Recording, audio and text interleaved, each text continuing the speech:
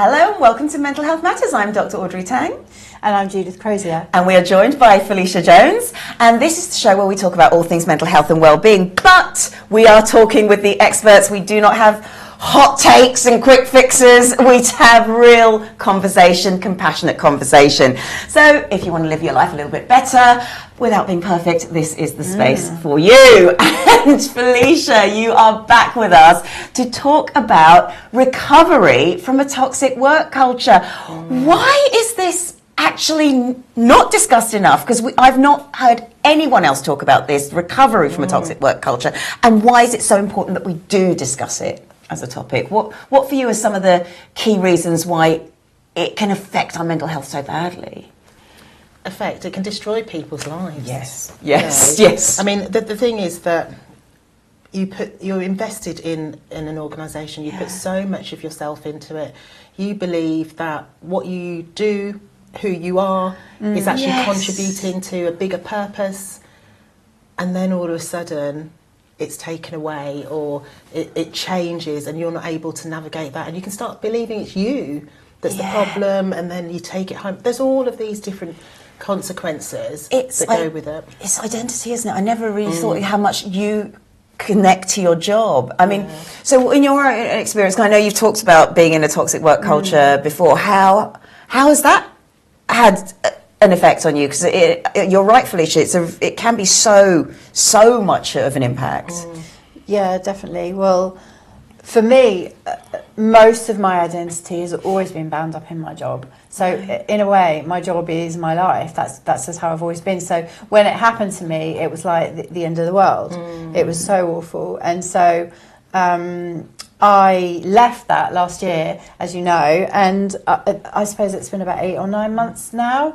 And it's taken time out for me to kind of reset and realise actually my life is my life, my job is my job, and I can love my job, and and I do here, and it's a big part of my life, but it isn't my life. And I think that's what the space has made me realise. But that's a luxury that not everyone can afford. So I'm really looking forward to this chat, because how do you recover if you have to literally leave on a Friday, start somewhere else? I could not have done that.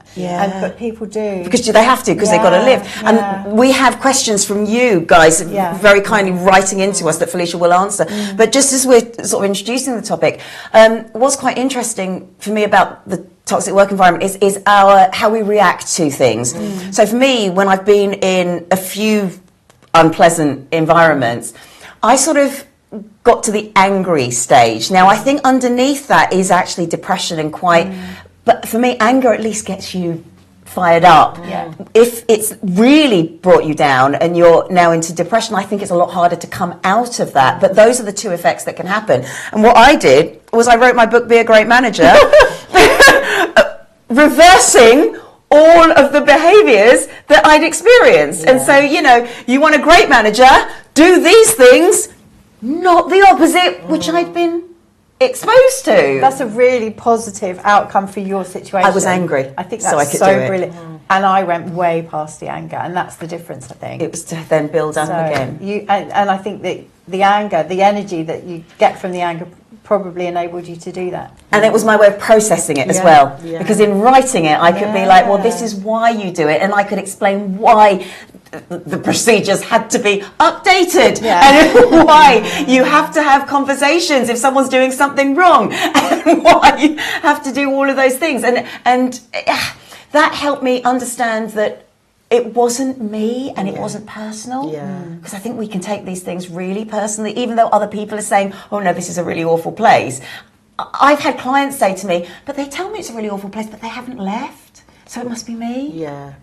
Yeah, actually, that's a really good point, And yet, from all the discussions we've had with you, Felicia, your choice is so complex and has so many other things. Someone probably hasn't left because they can't afford to. So the practicalities. Yes. Oh, well, I can't wait to get into your questions, and we will be right into them straight after some tips from Dr. Gus Jarvis.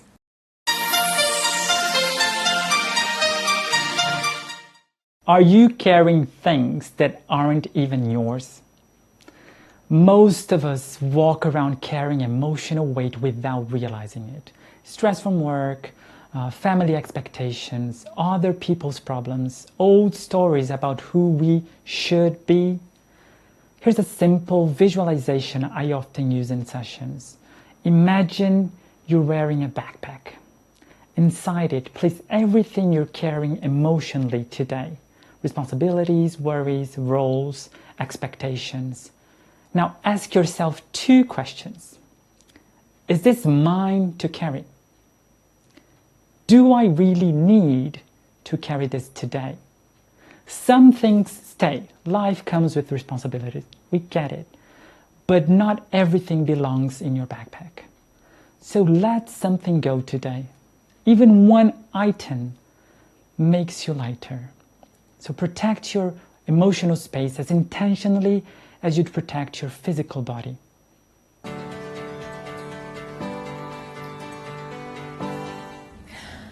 Well, Felicia, we are jumping right in with our questions from viewers about toxic work environments and recovery from them. First question is, can you ever recover from a toxic work environment? And I hope the answer will be yes, but this is their situation. I've been out of the environment for 2 years, but even now, when I'm even slightly criticised and it's never done in a nasty way, I still feel a huge sense of fear that I'm going to lose my job. Yeah. That's the impact. And I'm sad that this person has gone through that. And thank you for bringing your questions to us, because they're real. They're not us just making things up. But for everybody who's written in a question or said, there are hundreds of people that are going through the same thing. I do believe that you can. Yeah. And I think that you have to go through a process. Because often what we do, and I think you were talking about it, Jude, is that we leave one place because it's so awful to go into another place, and we haven't done that processing, and we take the person that we are with us. So we take all that hurt, we take all of that anger with us, and we're not actually dealing with it. So I think, you can do really practical things. You can reflect, you can journal, you can do all of those things, but I think that you do sometimes need a professional to help you get through this. Yes. To help you take away all of that baggage, really. Yes. So that you can move on to somewhere in a clean way. But to your point as well, that not everybody has the opportunity to have this long period of doing that. I think even acknowledging that what I went through was really harsh and it was horrible, and it was upsetting, even that can be helpful, because you're recognising that something wasn't right, rather than just going into the next place saying, oh, I've left there, I'm going into the new one. And that's what we do sometimes, because in a way I think we're so relieved to get out of it, we just almost throw ourselves straight into the next one. And so just to pull that out a little bit, how can that toxic work environment really sort of affect that nervous system? Because just going back to the viewer's question, it's that fear. The minute there's even a slight criticism, which isn't nasty, but it's just, can we just check that they're feeling, that's a habitual reaction in there. Yeah, totally. How do you begin to kind of process that? Is it just a case of catching it and kind of going, oh, okay? Well, when I think of the nervous system, I think of, our sensory system, so our sight, our smell, our touch, our taste, our feeling, all of those things. And those being like tendrils that are always out, and they're sucking in information for the brain and for our nervous system. And so the brain will be saying, you're safe, you're okay, you're not in a toxic environment, or if you are, you're coping with it, or you're not okay, and I need to make an adjustment. But what can happen over time is that you're constantly getting this feedback. You're not in a safe place, you're not in a safe place, you're not in a safe place, and your system can get overloaded. You can get burdened, you can take it on. And it's also like, when you take it on, it's like having a light switch you turn on. Every time you turn it on, and you turn it on to the extent that it's always on. You imagine the amount of electricity, that's your nervous system, that's all of that you're taking on all of the time, you're constantly on. And so even thinking about that, am I actually constantly on? Am I stressed? Have I been triggered? And we say we can get to a point where we're hyper vigilant. Yes. And so we become really susceptible to any tiny little thing of stress. So we're constantly on, constantly looking for all of those things. So actually, you know, looking into ourselves, is this the situation that I'm in? Because it takes so long for the nervous system to recalibrate. You might do, you know, some yoga or some breathing and you feel great. But just doing you walk around the corner and, you know, somebody's by the cooler and you're back in that state again. So, that's a massive effect, isn't it? It's having on huge. nervous system. Huge. Yeah. So then, if you do manage to leave that toxic environment, but then you don't have any time to recover as such before you start a new job, how do you begin to kind of absorb what's happened, you know, decompress and come to terms with it if you don't have the luxury of time? I think the thing is, and I'm not being brutal here, we do all have the luxury of time, because if it's our health and we're thinking that if that light switch is on and that's burnout, really. If we're going to keep that light switch on, is it, you know, worth us taking an hour out of our day? Yes. To literally sit down and write down what's happened and, you know, how painful it was and what's the strategy that I'm going to place going back into a new environment. Yeah. And I think this is really important when you're going into a new environment to have a strategy for that. Yeah. To actually think to yourself, I am going to have non-negotiables. That happened to me before isn't going to happen again. So when I go in, I'm not going to rush to my desk. I'm going to take my time. I'm going to make myself a drink. Then I'm going to sit at my desk. I'm going to make sure I have like a lunch break. I'm going to make sure that I go for a little walk. And they're non-negotiables, because even if you go into a really nice workplace, they're going to be things that aren't going to be comfortable. Yes. But when they come up, you can think, no, that's not who I am. That's not what I do. And actually, even if you're starting a new job back to back, you will have had the time where you've handed in your resignation. You have that time in the middle to plan. You should not be over-functioning at that point for the job that you're leaving. That's true. So you do have that time that you can claw back. Yeah. So, well, hopefully you're not over-functioning for the job that you're leaving. So, you know. No, that's a good point. And then how do we stop looking for things to go wrong? I mean, in the case of, you know, the one you mentioned, or do we need to kind of reset our nervous systems separately and then that will help us stop looking? Or do you have to do both together? Yeah, I mean, like you said, you left your job and it was like 8-9 months. It takes a long time to get this out of our system, because I liken it a little bit to, you've got these fiery darts and you might say to yourself, you know, I'm not going to put up with it, I'm not going to put up with it. And even if the dart doesn't go in, the tip does. Yeah. You know, so you walk out, if you just imagine what it looks like with all these fiery dart holes in you, and you need to have some time to actually fill those Heal. up. Yeah. And so, you know, when you're thinking about the new workplace you're going into, thinking about you being a healthy person, how can you be as robust as possible to go into that environment? And I know we're talking practically here, so you might have to go in. You might not have the luxury of time to be able to not, you know, to not do that. But actually, how can I be as healthy as possible? And it's simple things like, you know, eating well, sleeping well, having some kind of calming, meditative practice, something that is going to, really bring you back into yourself. And I wish I had it. I saw this device and I'm determined to get it. And it's called a breathing whistle. Don't know if you've Yes, I've seen them. Yes. And it's like a whistle. Yeah. And you just literally blow through it and it helps you to breathe deeply. Yes. Now you can have that in your pocket and you can take that to the toilet. Yeah. If you're feeling, and it'll just help your nervous system calibrate. Or just putting your hands under the tap and putting some cold water just on your wrists. Little practical things like that. Yeah. Nobody needs to know, but it just kind of switches you back and it just calms your nervous system again. Yeah, so all of this work can be going on, even actually when you're leaving the last job into the start of the next job. Because I think one of the things, the misunderstandings that we see is that endurance is the thing that we're praising. I can carry on, I can do it. And actually that's what leads to burnout. Being resilient is not enduring things. It's about finding a new way and a new approach and being adaptable. And what has the adversity done to change what you're going to do next, rather than, oh, I'll just do more of the same, just in a different outfit, you know? And so really good. We're keeping you because we have got more questions, Felicia, and we'll be back just after some tips from Dr. Gus Jarvis.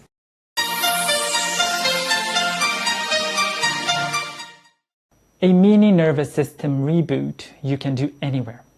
Most people wait until they're completely overwhelmed before they try to regulate their mind or their emotions. But small resets throughout the day protect you from getting to that point. Here's a 2-minute reset I teach my clients. Step 1, stop what you're doing. 2, take 4 slow, deep breaths. 3, unclench your jaw, really feel it drop. 4, relax your shoulders. 5, look at something far away for like 10 seconds. This widens your visual field and calms your nervous system. And that's it. 2 minutes. This tiny reset reduces cortisol, re-anchors your focus, and gives your brain a quick recovery break. The same way a stretch helps your muscles. So try it between tasks today. Your mind will thank you. Welcome back to Mental Health Matters, where we're having a really informative discussion with Felicia Jones, a stress consultant and nutritionist, about recovering from a toxic work environment. And we've got a couple of questions from viewers, actually. Someone wrote in, how do I deal with a boss who is a nice man but a terrible boss? He was great when I lost my mother, but when it comes to work, it's very much his way or not at all. So how would you advise someone deal with that? Yeah, it is a delicate situation. Yes. And it's delicate, particularly because all bosses think they're great bosses. Also true, yes. Yeah? Even if they know that they're not. And so I think sometimes you have to think that this may need wider support. It's not just about you and the boss. And so firstly I'd say, don't gang up on the boss in any way, but maybe there are other people in the work environment that have had similar sort of experiences, and you can share that and say to each other, is there a way that we can actually address this with our boss? Maybe in a team meeting, or maybe we'll call a meeting with him or her. Maybe it's that situation. But if it's not, then you need to make sure that you go to HR if that is, in your setup, if your company's big enough, or another manager, to actually be able to deal with this, because it's not a situation that will necessarily resolve itself. No. And every day you're going in there, you'll be feeling really, really uncomfortable. So you need somebody who has a strategy for how you're going to actually deal with this. And if you go to HR, or if you have another manager, then you have it in writing. That's true. Because if something changes, then you can go back and say, look, we had this meeting and you said, because I was able to voice myself, you said this, I said this, we agreed on this. Yes. And sort of relate to that as well. If somebody else on their own brings up a complaint or something, at least then you've got the evidence there that someone's already raised it. Yeah, you're right. And it is, don't gang up, because it's too easy, isn't it? Oh, they're so awful. And it gets that gets even more toxic. Absolutely. It's not a nice situation. Thank you. So another question: what about when it's your colleagues that make the environment toxic? So the work is hard, but people are not supportive. They're secretive, maybe, or maybe they're trying to get one over you, or if they're just not very nice people. What would you recommend in that situation? Yeah, I mean, you've worked in these, we say toxic. I've worked in them, and it, it can be very, very uncomfortable in those situations. But I think, and this can feel uncomfortable for people because they're just like, I just want to move on. But getting somebody who's a third party, somebody who doesn't know you, as well as, a relative or a best friend, but somebody who can be a third party, who you can use as a soundboard. Because when we're talking about stress management, we often talk about unhelpful thoughts. When you're in these environments, every thought you have near enough is, they're gossiping about me, yes. they're this, they're that. You have these unhelpful thoughts. So having, a third party who can say to you, really, were they? Or, yeah, you're right on. And if you feel, after you've had that conversation, I am justified in what I'm thinking, then use the protocols, the policies that are there to address that situation. Speak to a manager about it. And if it's to the extent where it escalates and nothing is done, then sadly sometimes you have to think, is this not the right environment for me? Yes. Because as well, obviously we're talking about mental health, but that mental health can go into your physical health. And if it starts impacting you on that level, it can end up being that, you do get very ill. So sort of maybe flipping this on its head a little bit, what if you're in a work environment and actually you're not feeling the toxicity because for some reason you're out of it, but you can sort of see it happening, but you're not sure, but you don't want to say anything because you're okay, which I think is quite a real position to be in. How can that toxicity be presenting? And so we can actually go, no, wait a minute, it's not happening to me, but that is toxic behaviour. What should we be maybe looking out for? I think innately we know. Yeah, you're right. We do, because we talked about the nervous system, and when something isn't right, or you hear it, they were talking about that person and they said something that wasn't in a really nice way.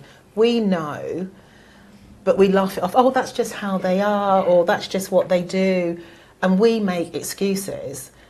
And before we know it, we can actually become part of that.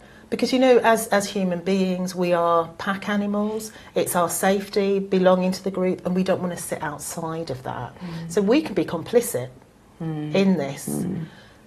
We have a decision to make then. Are we going to actually say something? Are we going to do something about it? Yeah. Or are we going to be part of that? Because nobody wins in that toxic environment. When you leave it, it just festers. It just gets bigger and bigger and bigger. And whoever the kind of the weakest person is will be gossiped about, will be talked about, will be, put on. So I think we have to take responsibility. And it's tough, actually saying something. It can be really, really hard because you don't want to, be left out. But do you want it to go on as well? Yeah. And it does a lot to you as well, because I know in one particular work environment, I was like Mean Girls. And I was like the leader of the Mean Girls, and I wasn't a nice person. And I had to really sort of not recover from that, but actually to have a word with myself about that. But how did you know that you were that person? Once I left it, I began to realise, oh, wait a minute, I was in a really weird place. Right. Unfortunately, what happened was that I stayed friends with somebody in that work environment. And it was only until one of my other friends turned around to me and said, yeah, but I don't like that person. And I suddenly thought, oh, okay, what does that say about me? And, you have those, you're right, I knew. Because the minute she said it, I was like, no, you're right. Because I've been having those thoughts, but you're the only person who's ever voiced them to me. And then that was a much bigger change. That actually happened a few years after. So it wasn't all straight away. Wow. But in that environment, I was fine. Yeah. In fact, I was, great. Yeah. And in a way, it's an extension of school, isn't it? Yeah. Like the popular girl. Yeah. Yep. Yes. And that's the thing, I think when you're in it as well, I think you've got to be really self-aware. Really self-aware. Yeah. So conversely, what does a healthy environment look like? And I think partly that is us being healthy in Yeah. ourselves. Yeah. Because the more healthy you are, the more robust you are. You're able to deal with those things. But, as well, you can be a sensitive person, very, very sensitive, and get triggered and get touched by things. But I think in a healthy environment, it's somewhere where you can speak up. You can say what you want to say, and people will actually listen, and they're receptive to that. Yeah. And particularly if it's something that needs changing, people won't be like, oh, you're always you're that person. People will actually listen to that. And I think there's this reciprocity, you know, where you're helping people out in work and they're helping you out, and we're all working towards the same goal. Yes, that's a really key point actually. In a healthy working environment, you don't have to love each other. You don't have to be all best buddies, but you have to respect each other enough to get the work done in as pleasant and conducive a way as possible. I think we mistake it. I think when we hear healthy, we think, I must have my best buddy there. And that's not actually true. And I think that's an excellent point, because we work in professional environments. They're not families, but we're often sold this whole, we go out together, we go for a drink after work, or, we've even been to the cinema or shopping. Right. That might happen now and again, but that's going out of the boundary of work, and you have to know when you're actually going out of that. And that can cause a lot of problems when you start blurring, is this professional or is it not professional? Because if anything goes wrong, you can't often pull it back if it's being professional. So be professional and be friendly, but remember, it is a work environment. It's not a home, it's not a family. Gosh, this is, again, all our conversations get a lot deeper than you realise from the initial questions. We are keeping Felicia. We'll be back just after these tips from Dr. Gus Chavez.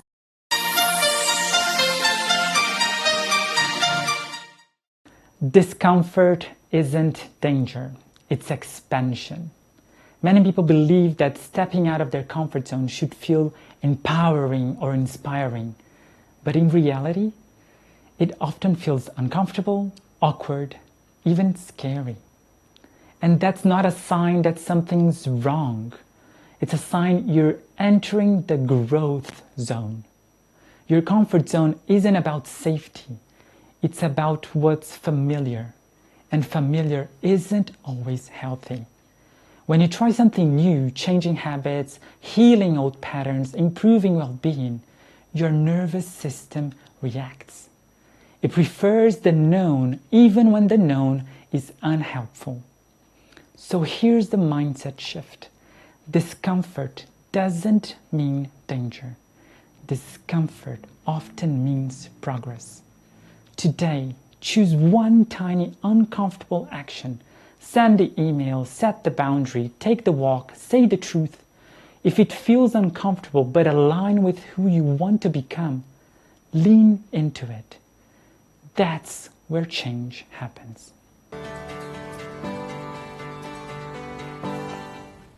Welcome back to Mental Health Matters, where we're talking to Felicia Jones. It's just getting more and more interesting, the discussion, isn't it, really? It is, because I think every time we talk to practitioners such as yourself, Felicia, you're so open and you're so informative. It always triggers extra things to be able to talk about. And I think that's the mark of a good practitioner as well. Thank so you. I'm grateful. Yeah, absolutely. Yeah, it's just... when it raises more questions, that it's and a safe space to voice them. Yeah, exactly right. Yeah.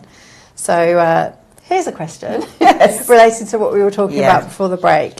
So, what if you are complicit in a toxic work environment because you're doing okay out of it? You're okay in that situation, but you recognise it isn't great for everyone else. But you're kind of enjoying your privilege, as it were. If you're that person, what would your advice be? You've got a decision to make. You do, yes. You do. And, as we were saying before, the humans are pack animals. You have to not only have a decision to make, you have to also know that you won't necessarily still be in that pack. Yes. And if you're brave enough, then that won't influence your decision as much as what you want to do. And I think the thing is thinking, we've talked before about people having goals and thinking about their future self. Also think about your future self. How are you going to feel even in a month's time if you keep on doing this? Because you can't get away from that. And, there's that adage that the person you are, you take with you. I'm sure if that's happening, then you're taking that person with you in other environments. And it isn't actually working for you as well. So if you've come to this realisation, it's because I think deep down you know you want to make a change. Yes. But this thing is to get support. I don't know, I keep saying about coaching or counselling, but get outside support to help you be able to navigate, how am I going to do this, and not go into an environment where I'm doing it again. Yeah. And that's a really great, and I did that, you know, I don't mind sharing that, I did that.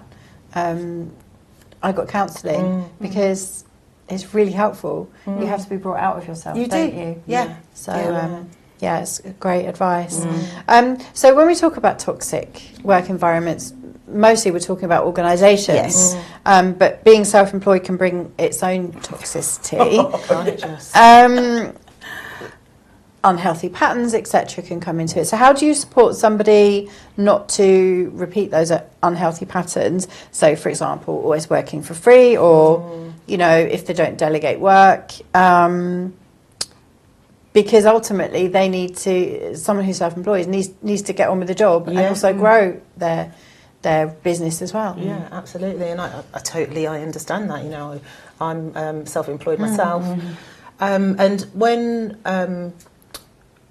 I was thinking about this area, it just sparked so many things. Like you say, we're always doing them. Yeah. I actually started doing a lot of research, and I thought, I'm going to actually start writing an article about this. Wow. Because there's so much, I think, that entrepreneurs don't get the opportunity to talk about mental health. And, you know, when you're looking at, I was looking particularly at suicide rates at one point. Suicide rates are highest amongst construction workers. Wow. But when you actually have a look at entrepreneurs, it's higher than the national average. Oh, gosh. And Durham University have done a study, and they cite 30%, I think, it's around 30% of entrepreneurs have depression. Wow. 12% have some kind of addiction. Wow. And I'm not laughing because it's funny. I'm just... It's unbelievable. Because of that. But then you said it's unbelievable, but when we think about it, is it really? Because being an entrepreneur means there's pressure all the time. You're negotiating with people who you don't know. You're having to come out of yourself. You're having to go into different environments you aren't necessarily that comfortable with. I have just gone back into the networking circuit, which actually this time it's been positive. Before it was horrendous, but you have to put yourself out there all the time. And you don't have that robust system as a workplace to cover you. So every time you fail or you stumble, it's your failure, it's your stumble. And you know, and it can be the feeling about your self-worth. Because what you actually produce is what you've put out into the world, like your child, your baby, and it can really, you know, impact you. And so it isn't a surprise, but Durham University as well, and it's Mind do a programme, and it's called Mind in Business, or Mind Your Business. That's it, Mind Your Business. And it's a course really for people to actually understand more about mental health when they're entrepreneurs. And you know, there's mental health in the workplace. You can do that qualification, whether you're going to use it or, you know, have that in your workplace, so that you can just think about, where am I? That's so important. Yeah. That's so important. Because also with self-employed, it's part of the hustle. Yeah. How do you actually not get flattered back into a role that you really don't want? You know, maybe it's an old role where you've gone self-employed, but your old job wants you to come back because actually they miss you now suddenly. Or maybe you've been working with one group of people who pay you quite well, but you really don't want to work with them anymore, but you're not getting the other work, so you're getting...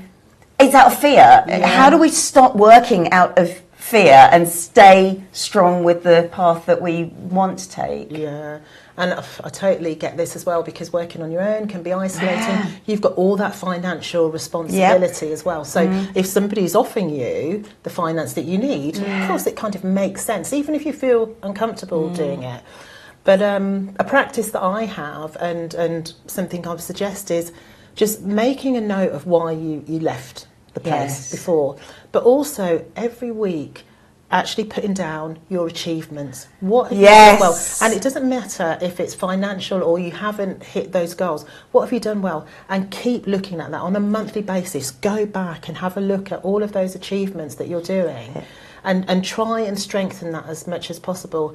And the other thing, I know I'm always saying community, but have a community around you with other people that are going through the same thing. People that can be honest about it though as well. Yes. I know everybody's like, oh, you know, I'm making $1 million. Yeah. It's like, okay, Are you? right, yeah. Yeah. Really? But, you know, having people that can be honest and saying to you, I'm going through a really difficult period now. I know I'll get over it, but I just need to be able to say to you that, you know, I just had this contract that I thought was going to come through and it didn't. Yeah. And somebody just saying, I had that last month, it's fine, get back on the house, carry on. Yes. Yes, it is about the right community again, who can be honest to discuss those aspects.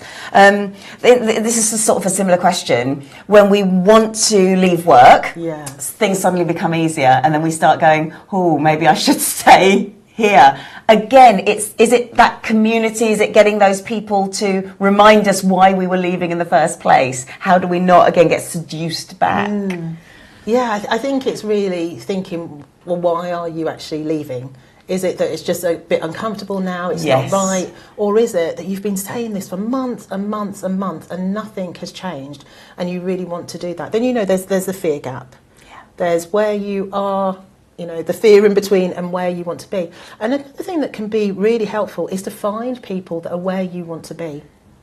Who can actually say to you, you know, I've done that journey. And it might not be people you know, it might be on social media, it might be that you pick up a book about somebody or you read an article about somebody, you know, just, you can literally just Google people who have left when they haven't, and just get like a library of other people who've actually made that move.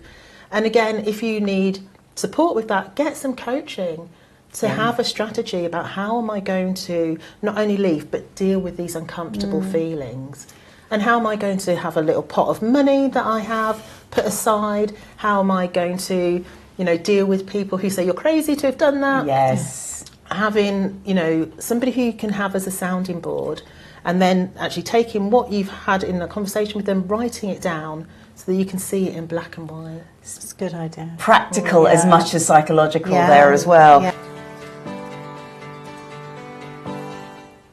This is where we get to reflect on what's going on.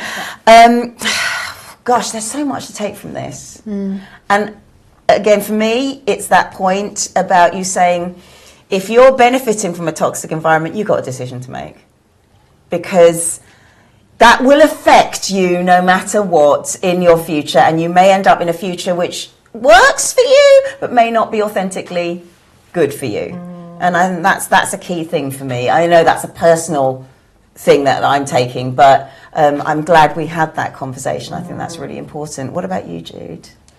I think for me is recognise the situation before it gets to a point where you're mentally on the floor, you know.